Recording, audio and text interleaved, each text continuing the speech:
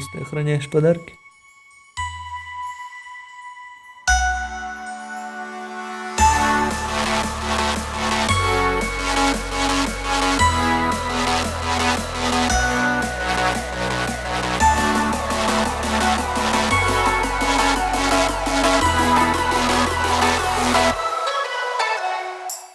Ну что, уходит старый год, мы все готовимся его проводить и встретить новый.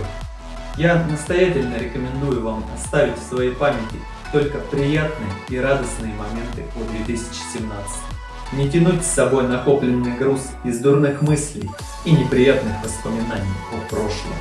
Берите с собой в Новый год только хорошее. Будьте здоровы, будьте счастливы вместе со своими родными, близкими и друзьями. Не завидуйте другим, не ройте другим ямы, а наоборот радуйтесь за них. Будьте хорошими людьми, и вы не успеете заметить, как ваша жизнь наполняется жизнью. И вы обретаете в ней все самое по-настоящему важное и нужное. Замечательных вам праздников! Не забывайте почаще вставать из-за стола. Выходите гулять, выезжайте на природу, вытаскивайте с собой своих друзей, проводите праздники активно. До встречи!